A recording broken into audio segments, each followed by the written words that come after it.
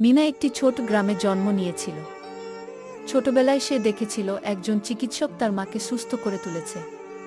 তখন থেকেই তার মনে একটাই স্বপ্ন ছিল, তিনি একজন চিকিৎসক হবেন। মিনার পরিবার ছিল গরিব, পড়াশোনার জন্য পর্যাপ্ত অর্থ ছিল না, এবং অনেকেই তাকে বলেছিল যে তার স্বপ্ন বাস্তবায়ন সম্ভব নয়। তবে মিনা হাল ছাড়েনি। একদিন সে জানতে পারে একটি সরকারি স্কলারশিপের সুযোগ আছে, যা তাকে চিকিৎসক হওয়ার পথ প্রদর্শন করবে।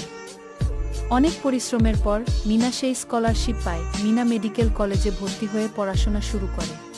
শুরুতে কঠিন পাঠ্যক্রম এবং পরীক্ষার চ্যালেঞ্জ মোকাবেলা করতে হয়েছে, কিন্তু সে থেমে যায়নি। অবশেষে বহু কষ্ট ও পরিশ্রমের পর মিনা একজন সফল চিকিৎসক হয়ে ওঠে। সে তার গ্রামের মানুষদের সেবা করতে শুরু করে। মিনার গল্পের মাধ্যমে জানা যায়, স্বপ্নের পেছনে ছোটা কখনো হাল ছাড়ার বিষয় নয়।